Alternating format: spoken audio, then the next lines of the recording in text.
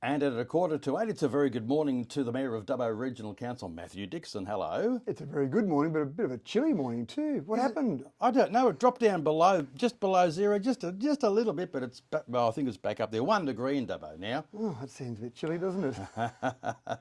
You were freezing yourself when I had to go down and let you in outside the. Anyway, you've just got back from Canberra. You've had an interesting visit down there. It's been a busy few weeks actually. I think 3 weeks ago I was in Toowoomba, 2 weeks ago I was in Sydney for a few days, and then this week I've been in Canberra. And it is an important part of the role. In fact, if you actually read the Local Government Act, it does talk about one of the roles of the mayor is to actually be involved in government meetings, state, federal, intergovernmental processes. So that's an important part of the role. One of the things that you do when you go to Canberra is you normally line up some meetings with some ministers. So I had Jenny McAllister, for example. She's the Assistant Minister for Climate Change. And then also had Catherine King. She's got a huge portfolio, but infrastructure is the most important part of hers. And actually, it was actually refreshing. One of the things that people think, and I'm sure this has happened in the past, and maybe if you look at some examples of what happened in Wagga in the past, maybe some people think that you knock on a minister's door and say, hey, I'm a good bloke, can you give us some money? And you walk out with a promise of a few million in funding. The whole idea of that is it really is not the best way to use public funds. And Catherine, in her discussion, and certainly her department, has said very clearly that we aren't going to go down that process. In fact, if anyone comes into my office and starts trying to pitch for some funding, I really don't want to talk to them about it. We want to talk about big picture, generic things. I don't want to talk about an individual funding program. And they've actually introduced a new way of doing funding programs, which I think is fantastic. In particular, smaller councils, sometimes it costs them too much money to put in a grant application, so they don't put the grant application in. And I know that sounds silly, that you can't afford to put a grant application in, but when the requirements are a business case and make sure you've got all this background data and make sure you fill in these 57,000 pages, you say as a council sometimes, we're a small chance of getting this. Do we invest all the time and money in doing all of that? And we might be throwing away $50,000 when we're not really that sure we're going to get it. So they've introduced a new process where you first of all submit an expression of interest. And that's exactly what we're doing at the moment for our Wiradjuri Cultural Tourism Centre. We're submitting an expression of interest and they then get the expression of interest, which has only got a small amount of information. Then the staff at Parliament House or the staff for the Minister look through that process and they say, well, no, this one's not going to cut it. It doesn't matter how much extra information you give us, not going to cut it. Or this one looks like it's got a good chance, so now go forward. So you get a bit of a first inspection and then go forward from there. And because the expression of interest has less information, it's obviously cheaper for a council to prepare. Is that right? That's exactly the whole point, is that you've got a lot less information. It's a lot cheaper for you to prepare it. And then if you get a no at that point, you say, well, gee, I'm glad we didn't waste all our time and effort on going through the whole process. If you get a yes, it might be a yes with, here's the sort of information we would need to let this be a successful application. You're not guaranteed of getting it once you get a yes back from the EOI, but at least you've got a much better chance, so then you can make a decision, probably, to invest the money in doing that. So again, you get that sort of information when you do go to Parliament House and meet with ministers. You don't walk out with a guarantee of a cheque, but you find out more about the direction. And the meeting with Jenny McAllister, who's, again, Assistant Minister for Climate Change, led to some other meetings with some other staff, and in the end we end up at the Department of Climate Change with 9 staff from there talking about our RES and talking about the processes they've got in place and how the federal government fits in with the state government for all of that. And that's a little bit tricky how all that fits together. So a new, better way of doing things in Canberra, that's quite revolutionary. Yeah, it is, Sorry, isn't it? I had to chuck that in. Now, last night's meetings, a fair bit happening there. Australia Day. There was a survey taken out here, some interesting figures in this, wasn't there? Indeed, and this is going back to Australia Day 2023. We made what I would say, a bold and courageous decision at the end of last year to change the timing of the Australia Day event to the eve of Australia Day in Wellington. We weren't allowed to change it for Dubbo because we had a citizenship ceremony, and at the time, I actually argued with the Department of Home Affairs for several months about this, and at the time, if you had any citizens that you were going to, or any conferees that were going to be made citizens, you had to have a ceremony on the 26th. There was no way around it, and we did try a few different ways. So we had to have Dubbo on the 26th. Wellington, though, we tried on the 25th as an evening event. Interestingly enough, as an aside there, Andrew Giles, the Minister for Immigration, Citizenship and Multicultural Affairs, after we made our decision, a few weeks before Australia Day, actually came out and said, we've made a new decision. You can now have an event up to 6 days before or after Australia Day. So that changed everything. It was too late for it to happen this year. We went ahead with the 2 events this year, and I think they were both very successful events. Now we've got the opportunity to make a decision for what we do in 2024, because we do have the flexibility for both events in 2024. We had a survey that was put out to the public.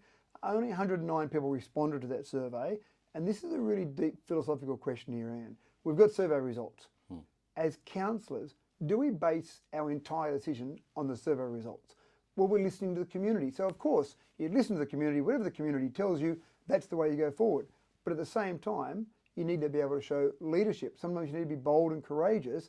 And do we base all of our decision making on the results of 109 people? So it's a tough one. And there was a fair bit of debate and a fair bit of discussion at council last night, which is great, which is very healthy. And the initial proposal put forward was to move both ceremonies to the evening of. So next year it'll be a Thursday night, the 25th. Australia Day will be on the 26th. And so to put Dubbo and Wellington on the 25th was the initial proposal. Of the evening, yeah. The evening before, that's right, 6:30 p.m. So that was debated back and forth, went around in circles, not around in circles in a bad way, but around in circles there. Debated, yes. And the survey results showed that about a third of people in Wellington were happy with the night before, and you've got the survey results in front of you. I think it was about 6% of Dubbo people said they wanted it the night before. I thought we should mention these, and you're quite right there with what you say about a small survey sample. You'd know this, the bell curve. Isn't the ideal survey size in anything about 1,250? Well, you're right, there is a number that's a magic number. There is a magic number, yeah. But the other part that's really important in any survey is self-selected over random selection. If it's a self-selected survey, it's very difficult to get comprehensive results that you can trust, because people that choose to go into it are people that have some sort of vested interest, so you're getting a biased sample. If it's a random sample, you can have a much smaller sample space to be able to get good results from. When it's self-selected, you almost need the entire population to self-select to be able to get a good survey out of that. I'd like to mention though, so for Dubbo, 86.67% of participants said they preferred the Australia Day events on the 26th of January.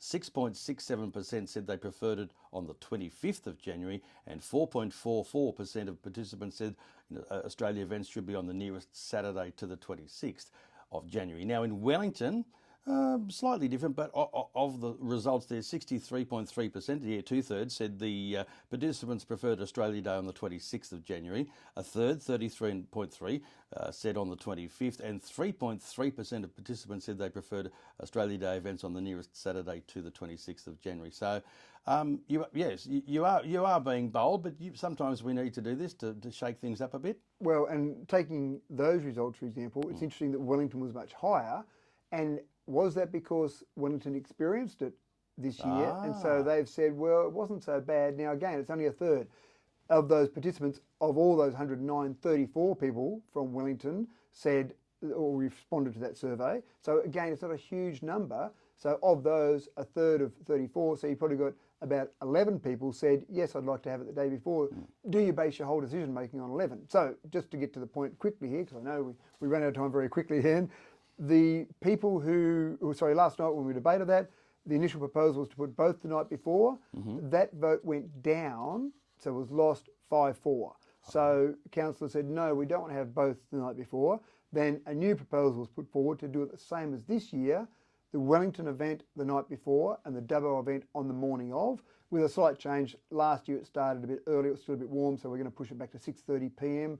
in terms of Wellington from last year. So that vote then got up 7-2. Now, from that's the committee meeting, standing committee meetings. In 2 weeks' time, we've got our council meeting. So that's not a final decision of council, that's a recommendation. So what I'd encourage people to do is talk to your councillors, because in 2 weeks' time, they'll make the final resolution. And as you can see, it was pretty tight, a bit of discussion both ways. Gee, I'm not sure which way it'll go. Sometimes when it's a unanimous decision at a committee meeting, it's pretty clear that it's probably going to go the same way in 2 weeks. But this one, I'm not sure. Okay, a couple of other things. Firstly, the state government looks like expanding the energy zone, is it renewable energy zone from 3 gigawatt to 6 gigawatt, am I right? Yeah, no, that's very exciting. Now, it's a proposal at this stage, but I hope it goes through and gets to the completion point. This is the Central West Orana Renewable Energy Zone. At the moment, it's 3 gigawatts in size, and that's a reasonable size. That'll inject a reasonable amount of money into our economy. But they've got a proposal to go to 4.5 gigawatts in stage one, and then further on to stage two to make it 6 gigawatts. They're talking about $10 billion of private investment money from that expansion if they go to full 6 gigawatts. So that's pretty exciting. And again, this is mainly around Wellington, Budengra, and I see this as a once in a generation, in fact, probably a once in a multi-generation opportunity to completely transform Wellington. Dubbo will get benefits from this. There's no doubt about that whatsoever. But it will transform Wellington because of the amount of money that you'll see in Wellington. And this construction, people say, oh, it's only construction, there's not much in terms of labour required to run anything renewable, but the construction will go for the next 15 years. In that 15 years, what our job is to do is to seize that opportunity and make sure we take advantage of that and transform the community. Heaps of people, heaps of families, money into the community, as you say. Tick, tick, tick. Exactly right, and keep that ongoing is a challenge. All right, also discussion around Coomabella Road and the Saxa Bridge. Other way around, the Saxa Road and the Coomabella Bridge on the Mitchell Creek crossing. So just to throw a few words in there. I can't read more. Now, this is an interesting one. We've been out there, we've met at the hall, we've talked to the community. There's a culvert at the moment, which is pretty well destroyed from all the rain and flood events that we had last year. There's a very sketchy creek crossing that goes through there. We had to get permission from fisheries to actually allow people to use that particular crossing. We're going to build a new bridge of some description there. Last night at the meeting we talked about 3 different methods of building that: box culvert or traditional design and construction, and another modular concept. Councillors said no to the modular, but we want to go out to tender for both the design and construct and the box culvert to see which comes out better there. Initial discussions show that the box culvert might be about $1 million cheaper, so that's exciting, but then there's more roadworks involved and there's a fair bit of lead time in box culverts. So essentially we'll go out to tender for that, but for the people out there, we're probably 16 months away from completing that project. But at least they know the processes are moving. There are things happening there. Yeah. Correct, that's exactly right. It's progressing, it's happening. We'd like to be done a lot quicker, but unfortunately it takes time. So we're talking about maybe $2.7 million there for a design and construct, maybe 1.7 for a box culvert, but it's significant dollars. We'll be trying to get some of that money back from the state government through betterment processes. Mayor of Dubbo Regional Council, Matthew Dickinson, as always, thank you for coming in this morning. My pleasure, Anne. Thank you. 2 to you. It's now coming up to 2 minutes to 8. News, sport and weather at 8 o'clock.